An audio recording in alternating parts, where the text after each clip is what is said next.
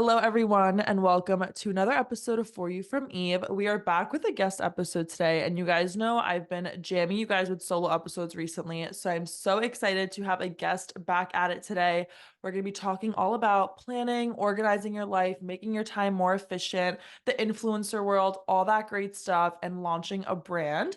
So I'm very excited to have Hannah here today. Hannah, would you like to do a little introduction on who you are and what you do? Yeah, thank you for having me, Olivia. Also been loving your series where you've been posting every day in January. It's insane. But hi, everyone. I'm Hannah Ashton, and I am a YouTuber and content creator, and also the founder of a stationery brand called Dream Daily. I kind of started my YouTube career pretty young, as many girls online did. I started with an American Girl doll channel when I was like 10 years old and just loved creating content and videos and connecting with girls with similar interests online. And then that just went throughout high school and into college and now in postgrad. Obviously, my content changed a little from being like an American Girl doll YouTuber to what I do now, but mostly the content I create now is based around lifestyle and also like productivity, how to set up morning routines, how to be the best version of yourself, and also entrepreneurship because I started my brand Dream Daily in college. And so that's a big part of my life now too.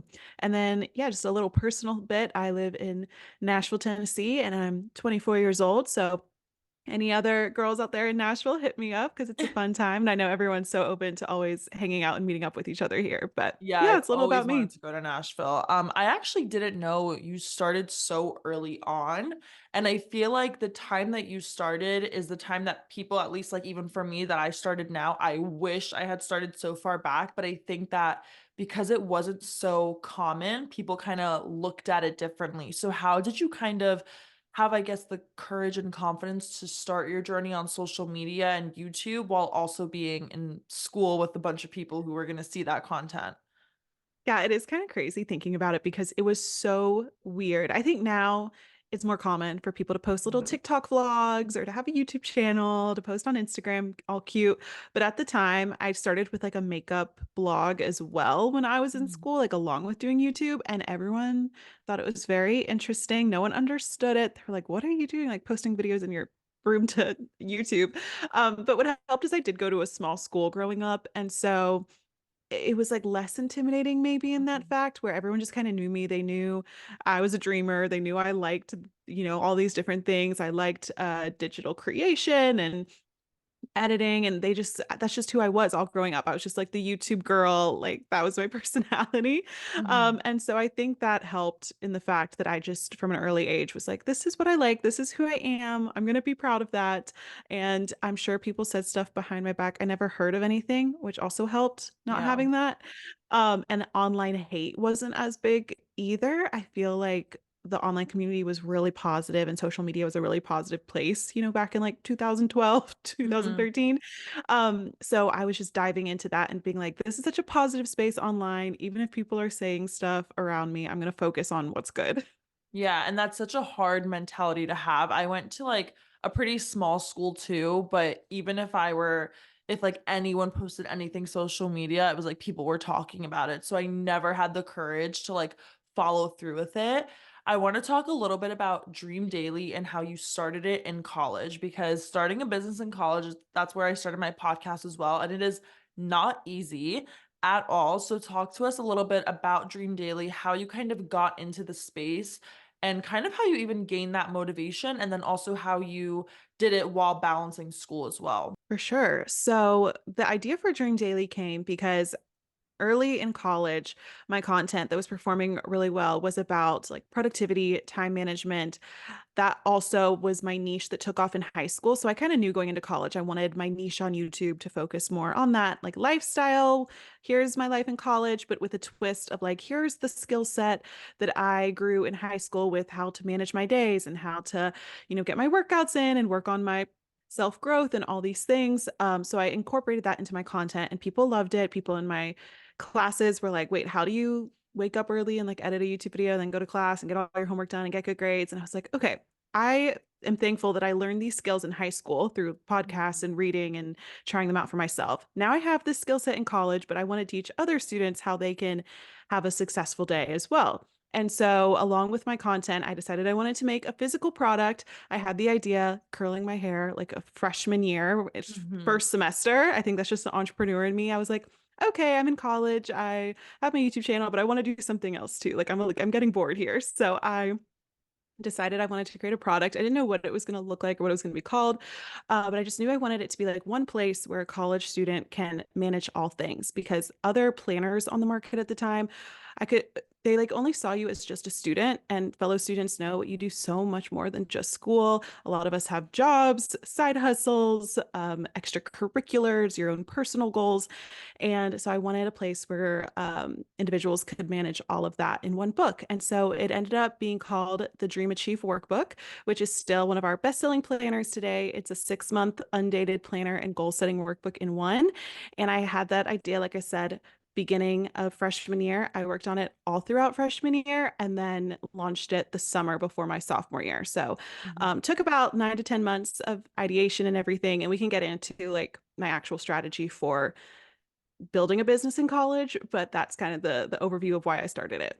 That's awesome. And yeah, I feel like when I'm a big planner girl, like Google Calendar, planner, to-do list, like if it's Yep. not written down in front of me, I'm forgetting about it. So like a lot of my friends will make fun of me because I put everything in my Google Calendar. Like even if my friends like, let's go get our nails done Saturday at 2, it's in my calendar because I will forget. So I do think the importance of planning is just it's crazy in college when you have all these different things going on and you're trying to optimize your time. So when it comes to planning, what would you say if someone's listening to this and they don't really use a planner or a Google Calendar, what would kind of be your way of convincing them as to why it's so crucial? Well, first off, I am right there with you. I use a system of Google Cal and a physical planner. Like I use Google Calendar for things that involve other people, like setting up Mhm. this podcast recording. Like we both need to see it on our calendars. And so Yes. it's amazing for that. Or planning months and months in advance where I need to book a flight for, June and I have that Mhm. on there so I know and remember. But I think having a paper planner in front of you is so crucial in the fact that it is like your own personal space.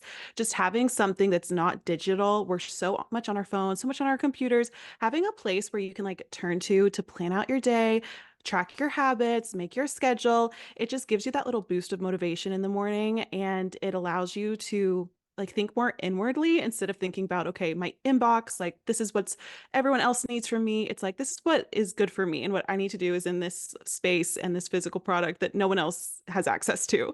And they also say, like studies show, and I learned this in college, that if you write down with pen and paper, you're more likely to remember something versus Yeah. typing it or just talking about it. And so that's crucial as well. And then for college students specifically, I remember there was so much to keep track of in college. Remember those like first day of the semester and they give you the whole syllabus and Yes, all your syllabus assignments week. and you Mhm. leave and you're like, I thought this was going to be easy because it's syllabus week, but now I am so overwhelmed and Yeah. I don't think I'm going to make it this semester.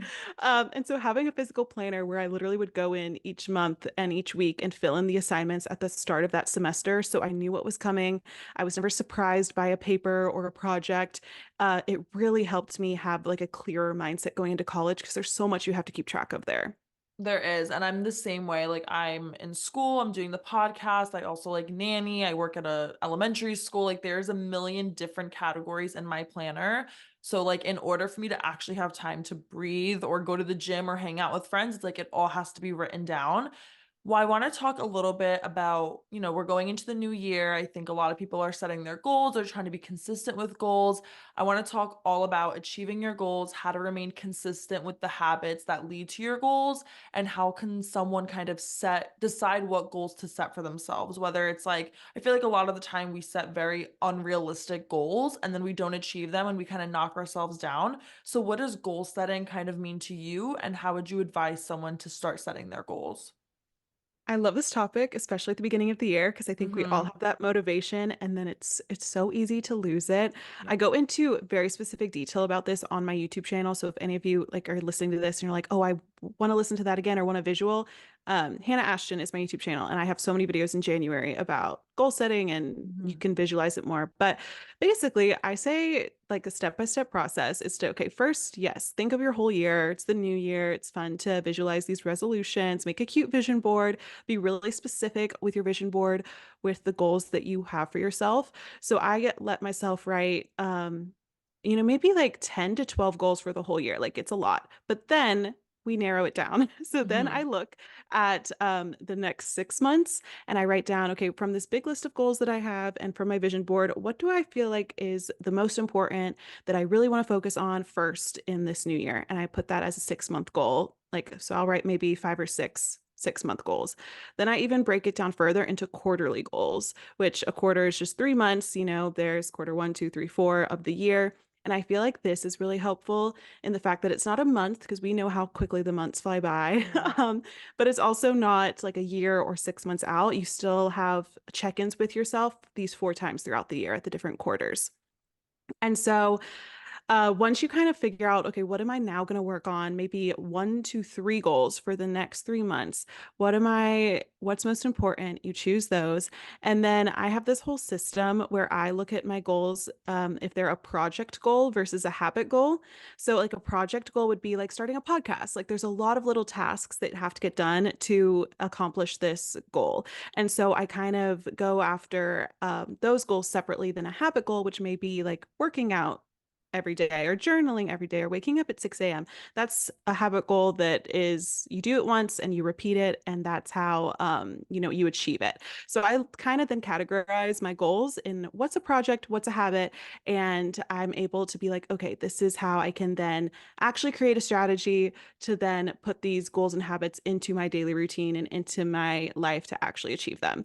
So like I said, I know that's a lot if you need a visual Yeah. visualization of it, and I talk about like we can go into this if you want, but like how to achieve that project goal versus achieving a habit goal. Yeah, But I yeah, would actually love to get into that because when you said that you categorize it project goal versus habit goal, I was like, wow, I've never had anyone kind of refer to it that way, but it makes so much sense. It's like a habit goal, like you said, is like working out or eating clean, whereas a project goal, it's like, I want to get straight A's. And then it's like, okay, well, what do you have to do to get there? So I do want you to dig a lot deeper kind of into those categories.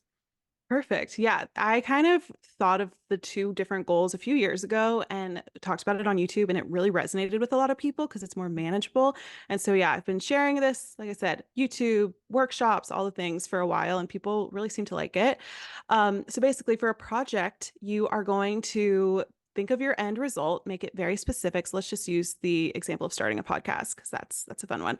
Mhm. So if your goal is to start a podcast, make the end date like when you want to achieve it by very specific. So maybe it's by the end of quarter one, you want to have your first episode up. So by March 30th, have the first episode up. Then what you're going to do is brainstorm all the little tasks needed to accomplish that project. So this is where Google comes in, DMing people and being like, "Oh, like what do I need to start a podcast?" Or, starting my business, I Googled everything, or asked like older students. Like you have to do tons of research usually when you have a big project like this.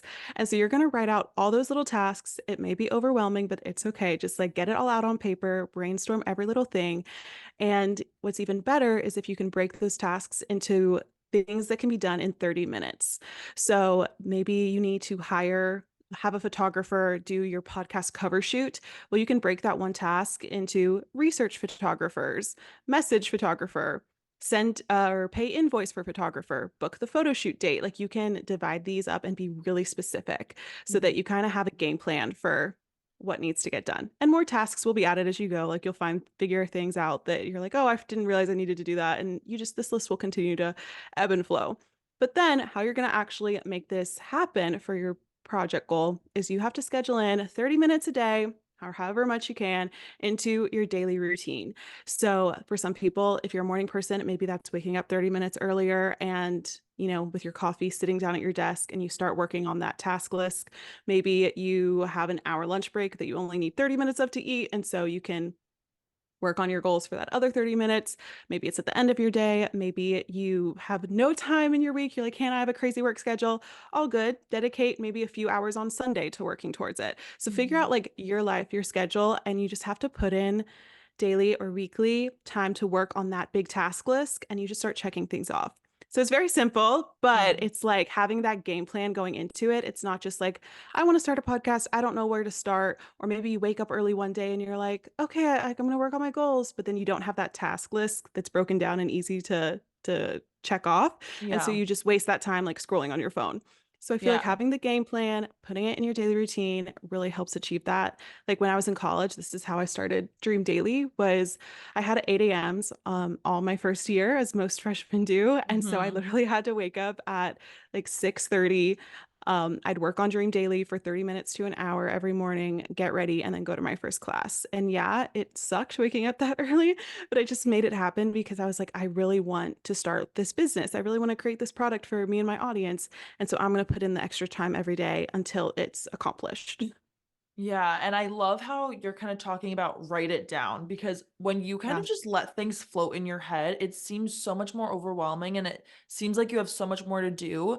But when you write it down and you categorize it and you break it down into, okay, like you said, the photo shoot, okay, the photographer, the studio, the this, the that, it's like you're breaking everything down and it makes it a lot less overwhelming. And this way it's more manageable for you. And I feel like when we let these things float in our heads or we put like a million tasks in our heads, we're like, okay, never mind. I'm not even going to start because I don't even know where to start. Whereas Yeah. when you write it down, it's like, okay, this is very realistic. This is manageable. And then also, I love how you kind of talked about you have a class at 8 a.m. You'd wake up just to spend that extra 30 minutes or that extra hour because at the end of the day, everyone listening to this has an hour in their day, whether that hour is split into TikTok scrolling time or texting their friends or Instagram. If you want to make it happen, it will happen. And even for me with my podcast, or even you with like as content creators and even just as business owners, you are constantly thinking of things to create for your audience. Like you Yeah. yourself are the business and you just want to deliver more and more to your audience.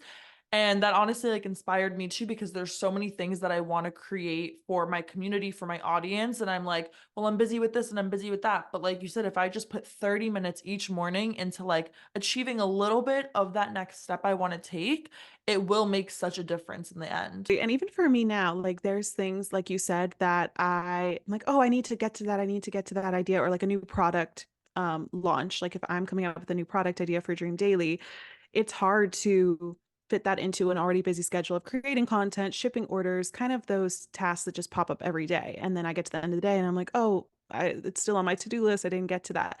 So I need to re-implement this into my life, even though I work for myself full time and feel like, I have an open schedule. I still need that structure of being like, no, I'm going to dedicate 30 minutes a day to this product ideation and creation and designing before I get started with the rest of everything else that pops up in your day. Because everyone's busy. We're all so Yes, busy. we I are. understand, especially students. But if it's really worth it to you, then you just have to put in that discipline to be like, okay, I'm going to sit down at my desk, put on a timer on your phone, and start working on that list. Yeah. And then what is your kind of just talking about all these goals and these lists and these tasks? What is your advice? I want to talk about burnout. Okay. Because Mhm. college student waking up early every morning for your class to do this extra work, maybe going to the gym, whatever it is. How do you kind of maximize being productive while also avoiding that burnout? Because I know you talk about this or you like prioritize this in your workbook. So I kind of want to hear you talk about it too.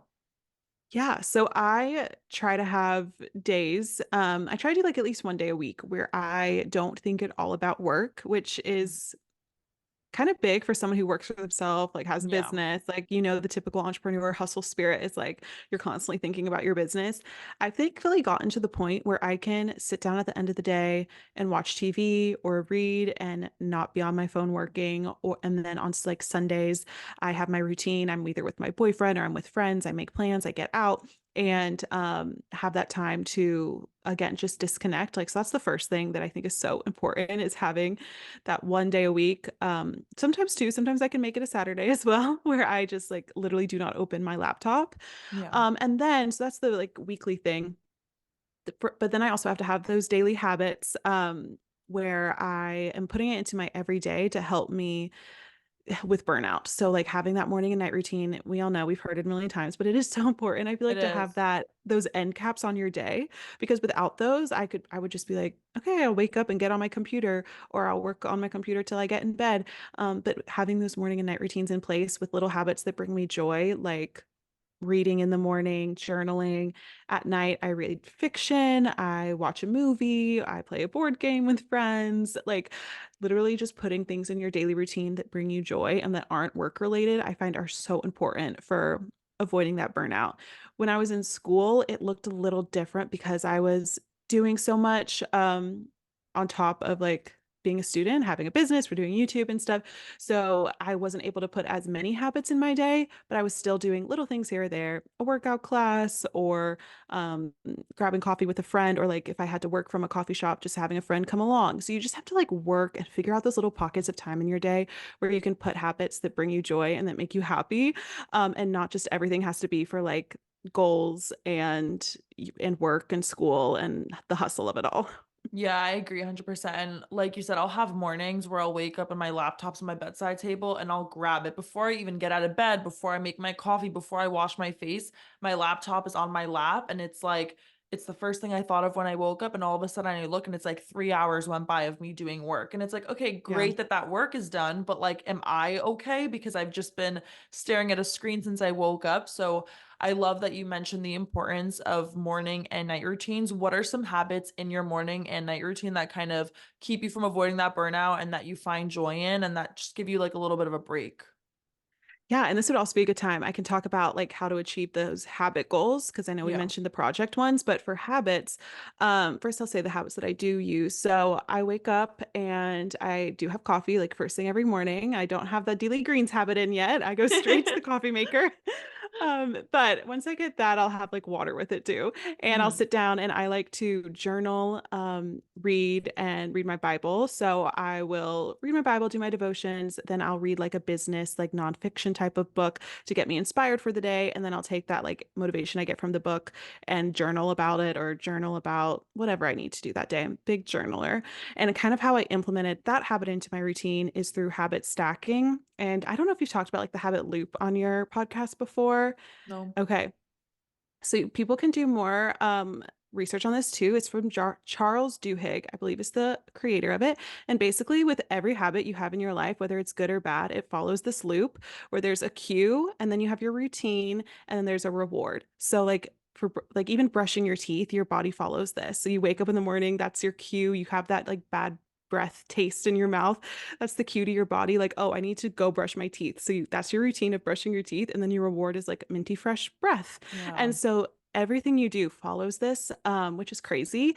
And so basically to build healthy habits in your life and how to attack those habit goals that I mentioned earlier is to like manipulate this circle and use the habit loop to put those routines or those habits into your routine. So, for example, like how I started journaling in college and making it actually a daily practice is I would use the habit of already waking up and getting coffee in the morning and just habit stacked it with having my morning coffee. So the cue would my alarm go off, like my body would crave coffee. So I go to the coffee maker, that's my routine, make my coffee.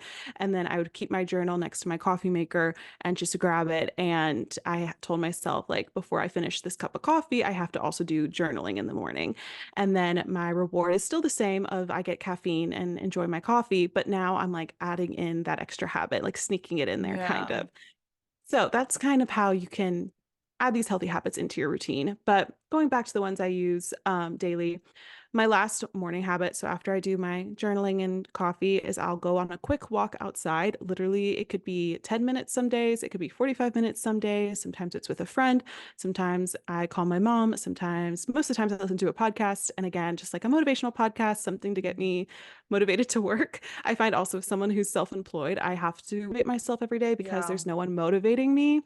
I'm sure you get that too. It's like no Yep. one's telling you what time to wake up, no one's telling you when to get to work. Mhm. And so I have to like put those little steps to get me there in my morning Yeah, routine. for sure. And then I kind of go throughout my workday. It looks different every day, but I always try to make my own dinner. So I love cooking. And to me, that's like really therapeutic and like a special time in my night. I look forward to trying new recipes and new foods. And so I get home. Usually I'll cook dinner like around 6 p.m. I'll put on like ambiance on my TV. So it's like a good vibe. I put on jazz music, light a candle, and just make that a really fun time. And then I sit on the couch and like I said, sometimes I'll watch TV, love movies. So I'll just kind of have like my couch rot time and just cuddle Mhm. with my cat and do whatever I need to do.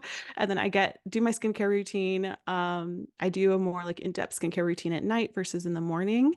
And then I will get in bed and read a fiction book. So again, this happened like the last year of college is when I kind of got into fiction reading, and it was my favorite habit because it helps me like escape from my day and escape from my to-do list. And if you're someone who's always in your head with Yeah, like what you have to do, reading fictional books, it just helps you escape from your day. it And does. it's so great. So I always finish my night with that. And that's pretty much it. Like I'm sure you all have heard these habits before. Nothing Mhm. is brand new, nothing special, but they're just things that I actually enjoy. And I've tried a lot of and night routines. I've been doing one since like 8th grade, I swear. Mhm. And these are just out of all the ones that I've tried, the habits that stick with me and that feel the best for me. So I feel like it's a little bit of trial and error when it comes to your routines. Yeah, definitely a lot of trial and error. There's been things that I added into my morning routine that I'm like, this is so unnecessary and makes me kind of like drag out of bed. Whereas there's things where I'm like, wow, now, like even working out, it's like I've been doing it for every day for like 3 years now. And I'm like, if I never incorporated that habit, like I don't even know what I would be doing with half of my days. And I like how you brought up too, like you have to motivate yourself because as a content creator, as someone that owns their own business, you have to be constantly inspired because you are your business. You have to take care of yourself. It's like if we're sick, we can't record episodes. We can't put out content. It's as if like you don't get like a sick, sick paid day Yeah. off. It's you really do have to drag yourself out of bed. And I think that's something I struggled with a lot is I was like, oh, well, tomorrow I can wake up at 11 a.m. or 12 p.m. because I make my own schedule. And it's like, great, you're lenient enough to have your own schedule, but at the same time, it's like, is your business going to grow if you're doing that? And I was at that point last year where I wasn't really prioritizing on growing my business, and my business, went down a little bit because of it, because I was staying out later, prioritizing going out or going out with friends over doing work, and then I'd wake up late and I'd kind of just do the bare minimum of getting an episode up, but I wasn't promoting it how I could. I wasn't thinking of new ideas to like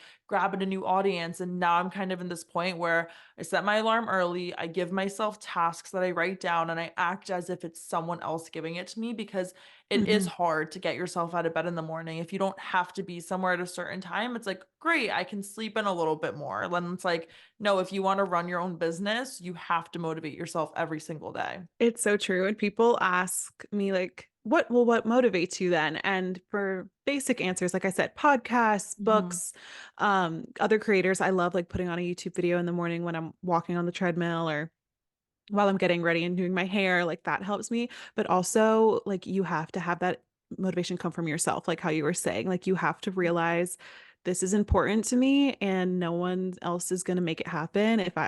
I want to make it happen, if I want my business to grow, if I want my following to grow, like, I have to just do this. And that kind of builds self-discipline as well, which I know is kind of a topic online, like motivation versus Yep. discipline. I think they kind of go together. I think like once you get in a disciplined routine, then you find that motivation from within. So thank you for sharing that too, because about your previous year, because I've totally Yeah. get that as well. Yeah. And literally in 2024, I was like, nope, we're done waking up late. I'm getting up at 6 a.m. Like we just gotta Mhm. we gotta have that extra time in the day. Yeah. And it's hard when you don't see results right away. Like I always I feel like when I see a Mhm. result, I get more motivated. It's like when you start going to the gym, you're not going to go work out once and come home or wake up the next morning and look different. It's something you have to constantly do. And it's like, I think they call it like a practice of like gratification. It's like over time, those things will work for you, but it's like you have to be very consistent. And I think that's a really hard part of having your business too. It's like you're not going to get a paycheck right away just because you're showing up. It's like, no, no, no. You have to put in the work maybe for months, a year, 2 years before you get rewarded for it. And this is why a lot of people give up because they can't go through that year or 2 years of not making money and it not being worth it. And it's so Mhm. easy to fall off your habits, lose motivation, wake up late, and not really put in the work because you're like, well, nothing's happening for me anyways. But then you have that one accomplishment and you're like, whoa, like this happened just from me doing this every day. Like I have to keep going. That's actually so true and such a great point because I think people don't see that online. If you're on the opposite side of the screen, it's either like, oh, she blew up overnight and now she makes all this money. Now she's going on brand trips. Like, I want to do Yeah. that. Or it's like, and but then on the, like how you're saying on the other side of it, like you can work for days. I tell people, like, I always complain to my boyfriend when I'm like really feeling down about being my own boss. I'm like, I could have just worked all week, like a 40, 50-hour week and not made any money from that week. But then there's some days where, you can bring in your whole month income on just a few emails you receive in one Yep. day. It is crazy. And so it's a really tough job mentally for that regard. And once I graduated, I really struggled with that because I'm like living, paying for my life, paying all my bills, Yeah. all on my own work, and how not like it's not guaranteed in the industry.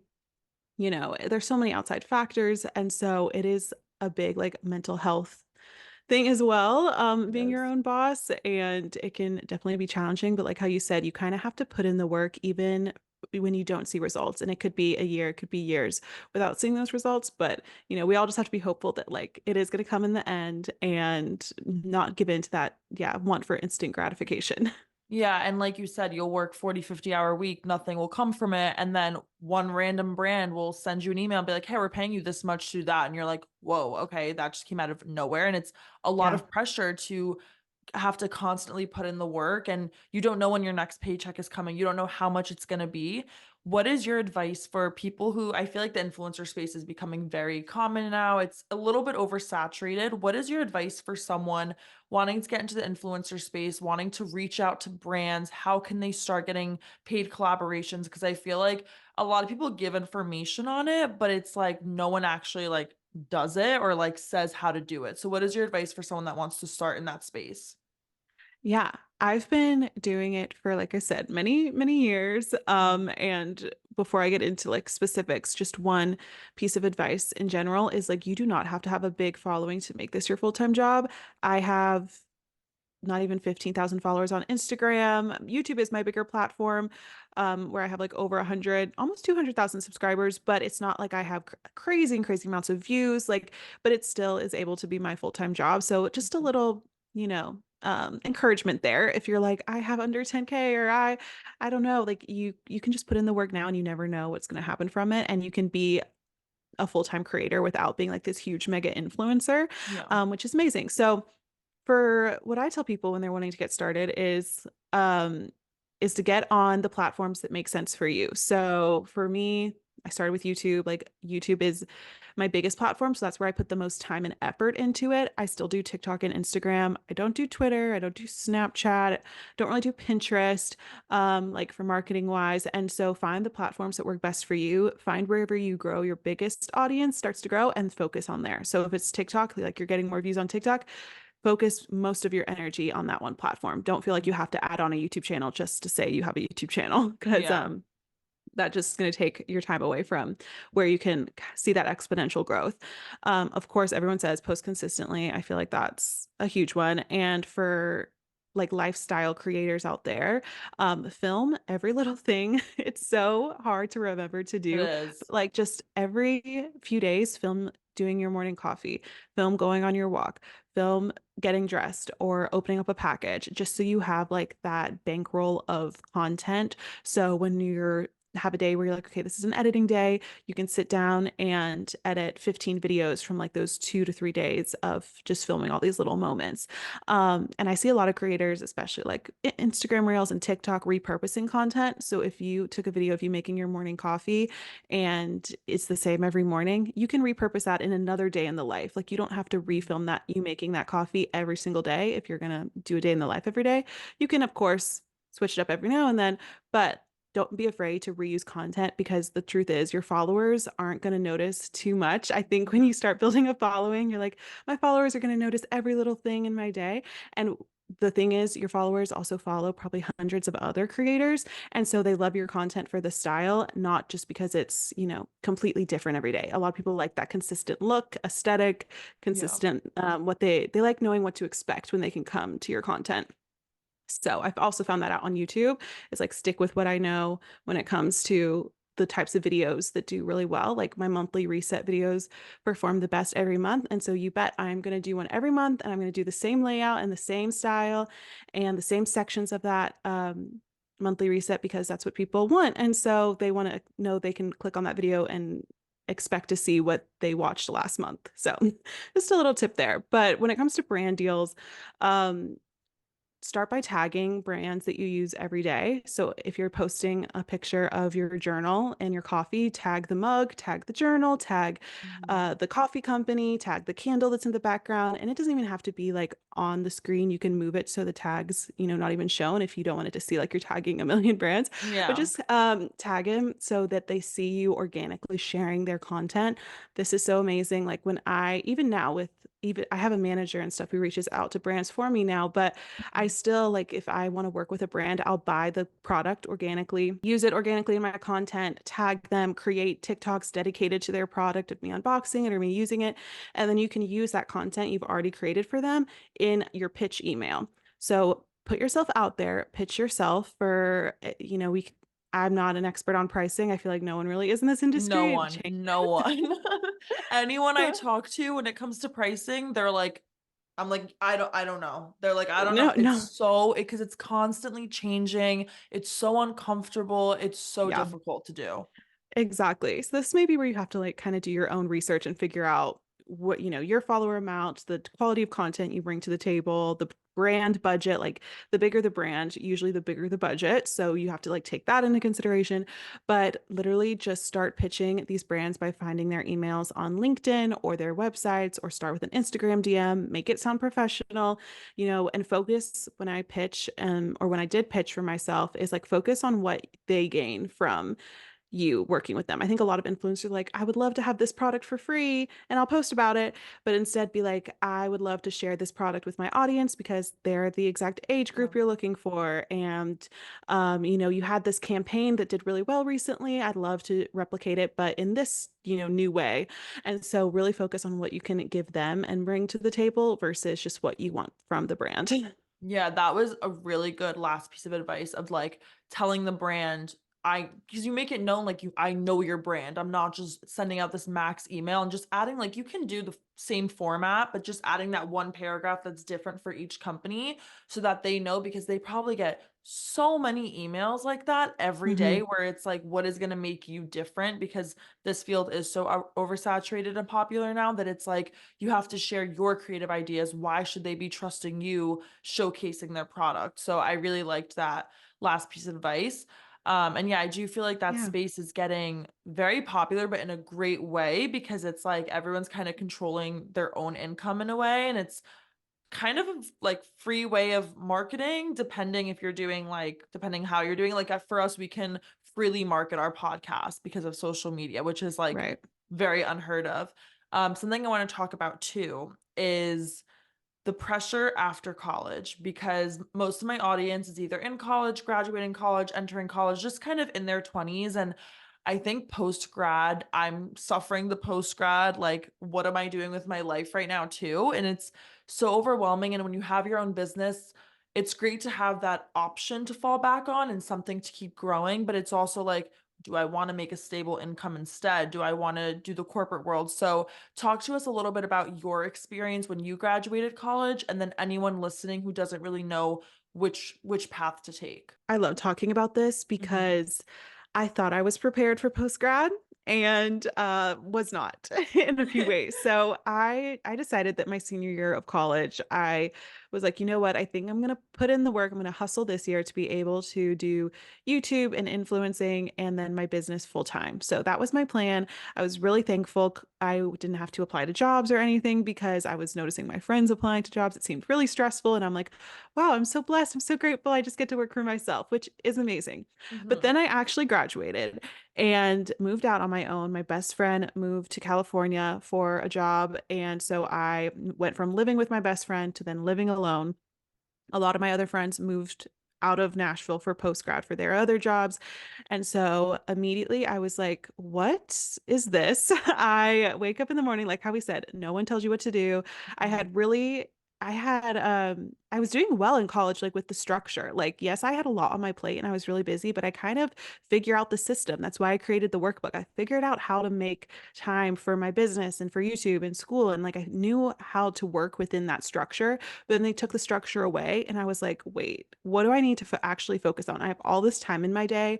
I had never had that much time in my life because I was a busy high school student, busy college student. I now had all this time on my hands, none of my friends around. So I was just by myself all day, had never felt so lonely. I talked about Mhm. this a lot on my YouTube channel and in vlogs at the time. I'm like, guys, I can go days without seeing and like interacting with another human being, and it's not good. It is not good at all. So, Yeah. I really struggled for the first year, like really up until 6 months ago. I struggled a lot with my mental health, like started going to therapy, realized like, okay, I need to make solid plans with friends in my life for the weeknights because they may be tired after a work day, but like I need to make the effort to like go over to their house to watch TV or things to be able to like see my friends on a Yeah. consistent basis. Like I had that to look forward to. I ended up being able to get a small office space like 6 months in, which helped me like separate work from being in my studio apartment to then having an office space to go to, which Yeah. I know not everyone can do, but it just I was like, I don't care the cost. This is a cost not only for my business, but for my mind and my mental Mhm. health to be able to feel like I actually have a job. Because that's the other thing. It's like you it doesn't feel real. I don't know if you felt this like Yeah. graduating, but it's like, how am I making money from just like getting on my computer and like Just I being actually myself. It's so right. weird. It's so weird. Like I know how it works. Like I know brands, see Yeah, it. I know it's like how I've built imposter this syndrome. audience. It's like, what makes me worthy of making money off of this? And like, why are Yes. people watching me and listening to me? No, that's definitely it. I had huge imposter syndrome. I'm like, why do I have this business? Like, why are people buying or are people following me still? And so I definitely, like you said, struggled with that transition Yeah. right out of college. And so even if you feel like you're the most prepared person, know that you may have some things change. I had to make a lot of new friends in Nashville. I had to put myself out there more. It wasn't like college anymore where your friends are just built into your daily Mhm. routine and schedule. It's like I have to make an effort. I have to drive, 30, 45 minutes out on a weeknight to be able to go hang out with people because I want to build these connections. Um, and at the end of the day, having again the morning and night routine, it really helped me set up and add some kind of structure to my day. And then also like booking workout classes, getting out of my house for coffee, work days, things like that. Mhm. I'm sure you've all heard these things before, but they really do help when you're needing that structure. Yeah, I think structure is such a good word to use if you're going at it. Because in college, at least even when you have your own business and you're in college, you know what times your classes are, you know what times to schedule meetings, recordings. Whereas when you're Hmm. not in school, it's like, oh my goodness, like I'm overwhelmed with how much time I have. Like, why am I not using enough of this time? And I think it's also important to remember your first job out of college is not your career. If you decide to do your own business and then after a year of graduating and doing your own business, you're like, you know what? I want to try the corporate field. You can go ahead and do that. It's like, I Yeah, think we put so much pressure on like what we're doing now is what we do forever. And it's like, no, you can change your mind at any given time. Anytime you want to change your mind, you have the power and the opportunity to do that. So it's like, don't put so much pressure on like, this has to work out and this is my only thing. It's like, no, if you yeah. change your mind, that's totally okay. For sure. That was another aspect is the pressure of it all, the pressure from like I need to see growth and also the pressure of like I need to make enough money to pay my bills at the end of the Yeah. month and all of that. And I had to kind of refrain my viewpoint after a few months because I was just like, oh, I'm not seeing growth here or I'm not making as much as I thought I wanted to make. And I had to say like, Hannah, it is amazing that you're just able to work for yourself at 23 years old. I Mhm. was like, that in itself is a feat, and you should be really proud of yourself. So even if you don't see growth on your socials or in your business for the next year, like just the fact that you're making ends meet at the end of the month is in itself a success, an accomplishment.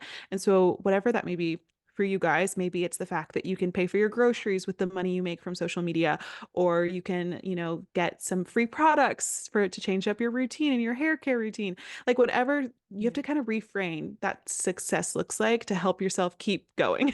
Yeah, exactly. And I think with how people showcase success on social media, it's very easy to compare yourself to other people's journeys and say, my friend is making 80 grand out of college and I'm only making 30 grand. It's like, I always say comparison is the thief of joy because you'll think you're doing great and then you'll see someone doing greater and you let it diminish what you've accomplished. And it's like, Yeah. I could sit here and I could look at 23-year-old millionaires and be like, I'm not doing enough. I'm doing so bad. But then I can also sit here and look at 23-year-olds who don't have a job and aren't in school and are doing nothing with their lives. It's like you can't compare your journey to other people's, and you just have to realize like you're on this path because God wants you on this path right now, and this is where you're meant to be. And I always say like just put in the work and the dreams and opportunities will chase you. Like once you've had enough, once you put in enough work, God will do the rest for you. But it's like you can't just like put a picture on your vision board and sit back like this and be like, can't wait for it to come true. It's like, no, Yeah. put in the work to also achieve that. Exactly. I know. I see that a lot. I think around this time, some people are like, vision boards are so cheesy. Like, how do you guys Yeah. expect that to work? Or some people are like, oh, okay, I made my vision board. Like, I'm good. I just have to look at it every day and that's it. Yeah. And I find that yes, they work, but I put things on my vision boards that I know I have like the tools and the mindset to work towards. Like Yeah. I'm It's a not going to put reminder. something, yeah, it's like, okay, I'm reminding myself, my brain, my subconscious is realizing like, yes, that can happen, that can happen, that can happen. You just have Mhm. to keep showing up and put in that work. Exactly. I love that. So I feel like we covered so many amazing Yeah. things. Something I love doing at the end of each episode is I love asking my guest what is their favorite quote that they live by. I'm such a quotes girl. I love quotes. So I would love to hear a quote that you kind of remind yourself here and there when times are getting tough or you just need to be a little bit more optimistic. Yeah, I love this. Love quotes. So I found this one on Pinterest and it says, doubt kills more dreams than failure ever will. And that's by Susie Kassem. Mhm. And I love that because I think a lot of us let doubt control our goals and like control our lives. And we're like, oh, I'll never, be an influencer. So why should I even start? Or I'm not good enough. I don't have enough money to do that kind of job. Or whatever it is, like doubt is Mhm. in everyone's minds. Like we all doubt ourselves, but you kind of just have to push past that. And like it said, it kills more dreams than failure ever will, because something with having Dream Daily and my business specifically is I've learned that every failure is a lesson, and it's cliche, but every little thing Mhm. that I do, and like if I have a launch that doesn't go well, I'm like, okay, sure, you could say that was a failure, but also like I learned I shouldn't do this next time. And people want to see more of this, people like this color instead of this color. And so you're always learning through that, and it takes that risk. So when you take a risk and you go after your goals and your dreams, you're going to get something from it either way, whether it's a great success or it's a failure and you learn something from it. But just doubting yourself and never starting, like nothing's going to change with You're that. right. So I liked Yeah. that. I like that quote. I love that. And I always say like it's not failure unless you didn't get up. Like if you fail, Hmm. let's say you go to start a podcast and you get canceled after day 1, it's like you didn't fail if you upload another episode tomorrow. It's like you fail when you give up and you're like this isn't for me anymore. But if you keep going, you have not failed yet. Exactly. Yeah, I love that. So before we go, tell us where everyone can find you. I'm definitely going to link your planner, your workbook, all your socials down below, but just for everyone listening so that they know where to find you and get more of your knowledge. Of course. So like I said, my YouTube is Hannah Ashton. Ashton is spelled Ashton. And then my personal TikTok and Instagram are Miss Hannah Ashton. And then Dream Daily, you can find everything at Shop Dream Daily, so shopdreamdaily.com. And I would also love to give a little discount to your listeners if they want Oh, to buy thank a planner you. or a journal. So maybe we'll just do like you can let me know what kind of code if Yeah, yeah, how yeah. you want to do that, and we'll put it up there for you guys. But yeah, if you guys are interested in a new planner or journal for the new year, you can shop us there. Perfect. That's so exciting. Yeah, we'll definitely discuss that and link it down below because even after listening to this, I'm like, I need to get one of those right now. But I want to thank you so much for coming on and sharing all of your tips. It has been so amazing. And I know it probably helped so many women that listen to this that are just feeling overwhelmed and stressed and wanting to start their business. So thank you so much for coming on.